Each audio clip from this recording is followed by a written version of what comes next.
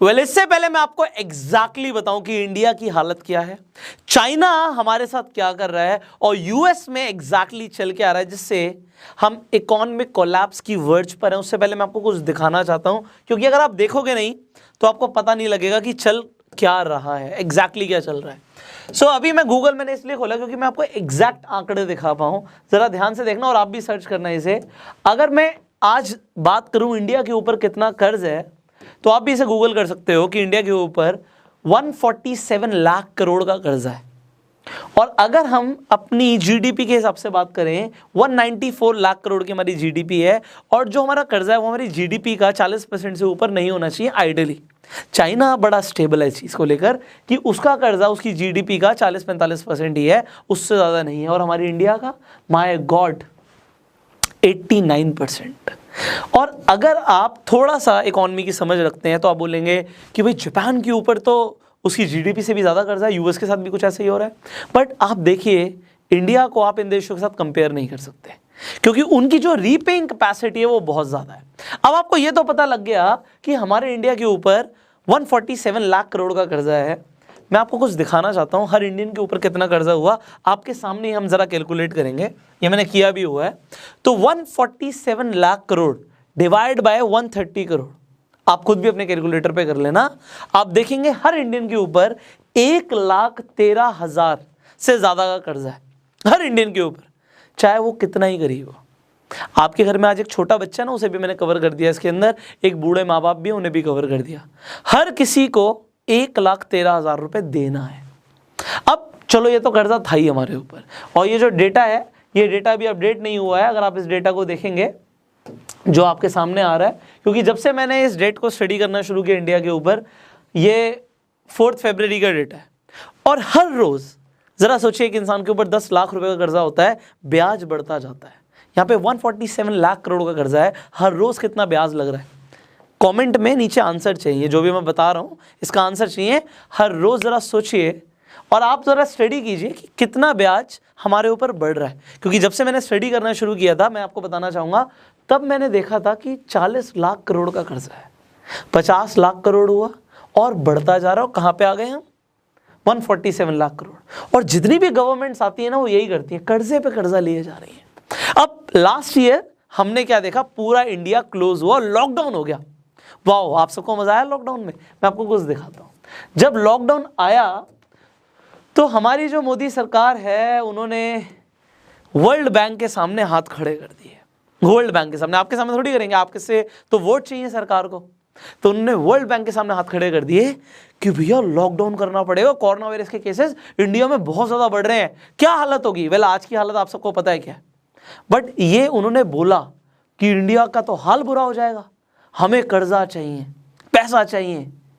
किस लिए चाहिए भी हम बात करेंगे। $1 बिलियन का कर्जा लिया गया वर्ल्ड बैंक से। किसके नाम पे? आपके नाम पे। आपके नाम से वर्ल्ड बैंक से $1 बिलियन का कर्जा लिया गया। आज के हिसाब से आप कैलकुलेट कर सकते हो कितने करोड़ रुपए हो गए। और क्यों लिया गया? इसे लेने का एक ही कारण था कि इंडिया हमारा गरीब देश है, गरीब देश है, पैसा नहीं है हमारे पास। यहाँ पे इतने गरीब लोग हैं, इतने गरीब लोग हैं कि दिन के $3 भी नहीं कमाते, मतलब 200-250 रुपए से कम कमाते दिन को। और आपको पता है ऐसे लोग हैं हमारे आसपास। बट ये वर्ल्ड बैंक को बोला गया, हमें पैसे दे दो वरना हमारे लोगों का पता नहीं क्या होगा, मर जाएंगे। और क्यों और उसका हम करेंगे क्या, ये पूरी रिपोर्ट बना के भेजी गई। बोला गया जी हम लोगों को डायरेक्ट अकाउंट के अंदर पैसे देंगे। वेल, कुछ लोगों को मिले। बोला गया कि राशन लोगों को मिलेगा। वेल, ठीक है, ये भी समझ आता है। बट और क्या क्या बोला, जरा उसे समझिएगा। बोला गया कि हम जो हमारा हेल्थ केयर सिस्टम है उसे स्ट्रॉन्ग करेंगे। जो हमारा हेल्थ केयर सिस्टम है उसे स्ट्रॉन्ग करेंगे। क्या क्या स्ट्रॉन्ग करेंगे? हमें लोगों को मास्क देने होंगे। कितने लोगों को फ्री मास्क मिले हैं नीचे कमेंट करके बताना। और नहीं मिले तो आपको सरकार से पूछना चाहिए $1 बिलियन का क्या क्या किया। सिर्फ लंगर खिलाया रोज? वेंटिलेटर्स लगाने थे जी आपको। कितने वेंटिलेटर्स लगाए आपने? कितने ज़्यादा ICUs बनाए?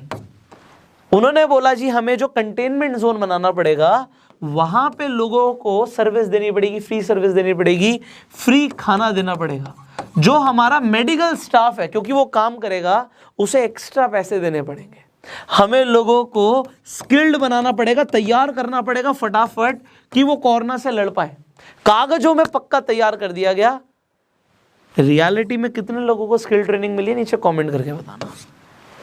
बहुत कुछ बोला गया। हर शहर के अंदर, हर डिस्ट्रिक्ट के अंदर हॉस्पिटल्स होंगे, उन हॉस्पिटल्स के अंदर एनफ बेड होंगे, हजार बेड्स, 1000 से ज़्यादा बेड्स आपको मिलेंगे हर डिस्ट्रिक्ट के अंदर कोरोना पेशेंट्स के लिए। ये हमें बनाने हैं, इसके लिए हमें कर्जा चाहिए। और उसका क्या क्या किया गया, यू बेटर नो कि उसका क्या किया गया। बट अब जो किया गया उससे हमारी इकोनॉमी पे क्या फर्क पड़ता है मैं बताता हूँ। आप मास्क की बात करते हो कि हर आदमी को मास्क लगाना है, 130 करोड़ इंडियन को मास्क लगाने हैं। मास्क आएंगे कहाँ से? हमारे पास तो थे नहीं इतने मास्क, ना हमारे पास इतनी बड़ी प्रोडक्शन थी। तो हमारा जो पड़ोसी मुल्क है, हमारा जो भाई है, हमारा दोस्त है, हमारा यार है, कितने अच्छे संबंध है ना हमारे चाइना के साथ, नीचे कमेंट करना। और आप चाइना के बारे में क्या सोचते हो ये भी बताना। ये हमें मास्क देगा, अच्छा जी, हमें वेंटिलेटर्स चाहिए, हमें वेंटिलेटर्स देगा, हमें पीपीई किट चाहिए, हमें पीपीई किट्स देगा, हमें दवाइयाँ चाहिए, हमें दवाइयाँ देगा। और कोरोना से लड़ने के लिए पता नहीं कितना कुछ चाहिए होता है, मशीन्स चाहिए होती हैं, बहुत सारे ऐसे इक्विपमेंट्स हैं, मेडिकल इक्विपमेंट्स हैं जो चाहिए। हमारे पास सब कुछ तो है नहीं, तो वो देगा हमें चाइना, हमारा दोस्त, और फ्री में नहीं देगा, हमसे पैसे लेगा। तो 1 बिलियन जो आया, गुड यार, 1 बिलियन जो आया, चाइना तो बाजी मार गया भाई। चाइना तैयार था, कोरोना से तुम्हें लड़ना है, मैं तुम्हारे साथ हूं। स्टार्टिंग में इसने कुछ पीपीई किट्स फ्री भी दी है, फ्री में देते हैं ना थोड़ा सा। हम कभी कभी भी सैंपल टेस्ट कराते हैं, मिठाई की दुकान पे जाते हो, एक छोटा सा मिठाई का पीस टेस्ट कराता है, फिर 1 किलो के पैसे दे दो, कुछ ऐसा ही हुआ। चाइना के अंदर केसेस उतने नहीं बढ़ रहे जितना इंडिया का बुरा हाल है, जितना यूएस का बुरा हाल है। बट इंडिया की ऐसी तैसी हो रखी है। आपको पता है क्या चल रहा है? कुछ ऐसा बताऊंगा आज आपको जो हो सकता है आप लोग ज़्यादा स्टडी नहीं करते हो, बट आपके ना आज होश उड़ेंगे।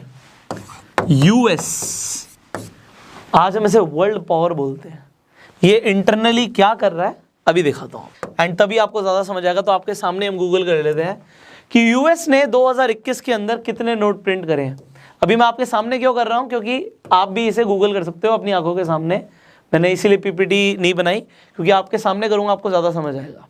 ये देखिए, जो हमारी यूएस है, ये हर साल कुछ नोट प्रिंट करती है, हर गवर्नमेंट करती है। बट 2020 में इसने रिकॉर्ड ही तोड़ दिया। अभी 2021 के आंकड़े तो आप देखेंगे तो और ज़्यादा बढ़ जाएगा ये ग्राफ। ये देखिए, पहले ये यहाँ पे 1 ट्रिलियन से थोड़ा सा ज़्यादा इसने 2019 में किया था, और उससे पहले तो बहुत ही कम, 1 ट्रिलियन से आधा ऑलमोस्ट ये प्रिंट कर रहे थे।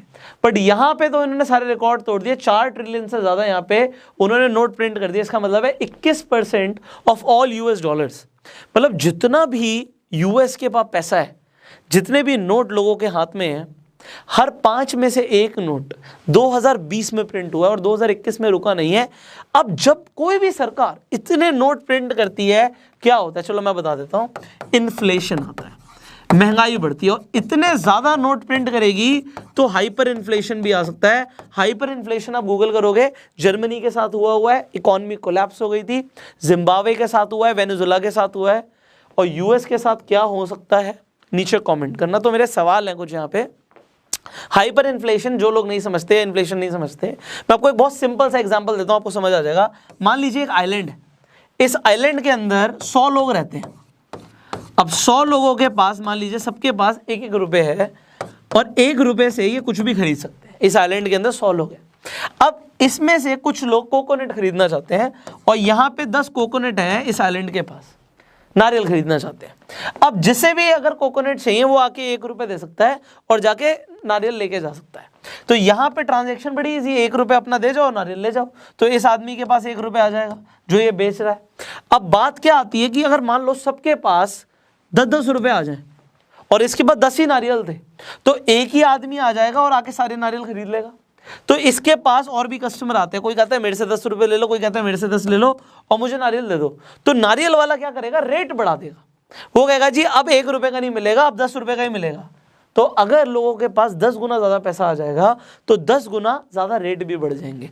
और अगर इसी तरीके से यूएस ने 20% से ज़्यादा नोट प्रिंट कर दिए, तो यू कैन अंडरस्टैंड वहाँ पे महंगाई भी उसी के प्रपोर्शन में बढ़नी चाहिए, बट बढ़ी नहीं है अभी तक, क्योंकि कंडीशन जो चल रही है वो लॉकडाउन वाली चल रही है। अब मेरे कुछ सवाल हैं, सवाल के जवाब आपको देने, क्योंकि आप लोग ना बहुत बार कमेंट कर चुके हो फाइनेंशियल एजुकेशन के ऊपर वीडियो चाहिए, फाइनेंशियल एजुकेशन के ऊपर। आज आपकी फाइनेंशियल एजुकेशन के लिए दिमाग दौड़ाते हैं आपका। डॉलर कमजोर होना चाहिए इंडियन करेंसी के सामने अगर यूएस की गवर्नमेंट पैसा प्रिंट करती जा रही है, पर ऐसा हुआ ही नहीं कि डॉलर कमजोर हुआ। मैं आपके सामने दिखा रहा हूं, डॉलर इस वक्त ऑल टाइम हाई पे ऑलमोस्ट, आप यहां पे खुद ही गूगल कर लेना, आपके हो सकता है जब आप वीडियो देख रहे हो तो रेट चेंज हो गया हो। तो अभी हमारे $1 की वैल्यू 74.58 है, और अगर आप पिछले 1 साल में देखो तो पहले स्टेबल चल रही थी, स्टेबल तो खैर कुछ भी नहीं है, बढ़ती जा रही है, बट अभी एकदम से ये और बढ़ गई है, 74 पे आ गया डॉलर। रीजन आपको बताना है, फाइनेंशियल एजुकेशन आपको चाहिए, तो रीजन जरा सोचिए। अगर यहां पे डॉलर छप रहा है, इंडियन करेंसी का रेट जो है वो स्ट्रांग होना चाहिए था, इंडियन करेंसी को स्ट्रांग होना चाहिए था, वो वीक पड़ गई। तो क्या हम यूएस से ज्यादा नोट प्रिंट कर रहे हैं क्या इस वक्त? क्या हमारे देश में भी इन्फ्लेशन आ सकता है? और इन्होंने नोट प्रिंट क्यों करे हैं? लोगों की हेल्प करने के लिए, स्टिमुलस देने के लिए। और जब नोट प्रिंट करे जाते हैं, और ये प्रिंट जो हो रहे हैं आजकल तो डिजिटल हो गया, मैं नेक्स्ट वीडियो में आपको बताऊंगा इसके बारे में कि ये ना फ्रॉड क्या चल रहा है, ये बैंकिंग का जो फ्रॉड है ना, ये आपको करेक्ट तरीके से समझ आएगा। आप जो 100 रुपये बैंक में रखते हो, इस 100 रुपये का सरकार और बैंक कर क्या रहे हैं, और ये यहीं से मल्टीप्लाई कैसे कर रहे हैं, और महंगाई को ये कैसे बढ़ा रहे हैं। Will talk about that in the next video, but I want you to tell me what is going to happen, because आप देखिए यूएस में जो S&P 500 होता है, जैसे इंडिया में सेंसेक्स होता है, ये टूटा नहीं है नोट प्रिंट होने के बावजूद। जब एक बार लॉकडाउन आया था तब टूटा, बट बाउंस बैक कर गई इकॉनमी। इसका एक पॉसिबल रीजन ये हो सकता है कि उनकी जो करेंसी है उसकी वैल्यू कम हो गई, बट स्टॉक्स की वैल्यू है, इसलिए हो सकता है स्टॉक मार्केट और ऊपर भी जाए। तो जो लोग सोच रहे हैं स्टॉक मार्केट क्रैश करने वाली है, something else can happen also. ये पैसा ही अपनी अगर वैल्यू लूज कर दे तो क्या होगा? हो सकता है इसलिए बिटकॉइन बहुत ज़्यादा बढ़ रहा है। अब मैंने आपको इस स्टेज पे छोड़ दिया कि आपका दिमाग जो है ना इस वक्त 10 चीज़ें सोच रहा होगा अलग अलग, अरे ये भी हो सकता है, ये भी हो सकता है, वो भी हो सकता है, बहुत कुछ हो सकता है। तो आज मैं इस वीडियो को यहीं पे ओवर करूंगा, क्योंकि ये वीडियो बहुत लंबी हो सकती है। अभी we can talk about everything, see there is so much to talk about, but अभी हम हैं कहाँ पे? हम कहीं ऐसे तो नहीं है कि जिसे हम बोलते हैं इकॉनमी वाटरफॉल। इकॉनमी वाटरफॉल एक कॉन्सेप्ट दे रहा हूँ मैं आपको, इसके ऊपर हम बात करेंगे। अब ये इकॉनमी वाटरफॉल क्या होता है? जब झरना आने वाला होता है ना, जब झरना आने वाला होता है, एकदम से नीचे गिरना होता है, तो यहाँ पे सब कुछ स्मूथ चल रहा होता है और एकदम से गिरता है। हो सकता है हम इस इकॉनमी वाटरफॉल के बहुत नज़दीक आ चुके हो। Now what do you think? I want your explanations in the comment. If you like this video, जल्दी से लाइक कर दीजिए और शेयर भी कीजिएगा, बिकॉज जो आज आपने समझा है ना, एक्चुअल में चाइना का फायदा हो रहा है, यूएस में क्या चल रहा है, people do not know this. उन्हें तो इससे मतलब है भैया तारक मेहता का उल्टा चश्मा कितने बजे आएगा, कपिल शर्मा का शो कब आएगा, आईपीएल कब होगा। दे डू नॉट नो भाई हो क्या रहा दुनिया में, चल क्या रहा, कोई मतलब ही नहीं है। अपने को क्या मतलब है? अपने को तो बढ़िया सा वाईफाई मिले और वो भी फ्री का, मजा आ जाएगा, जिंदगी उससे ऊपर नहीं है। बट इंडिया खत्म हो जाएगा यार, इंडिया की हालत बुरी है। Will talk about that in the next video. All right, you share this video and go self made.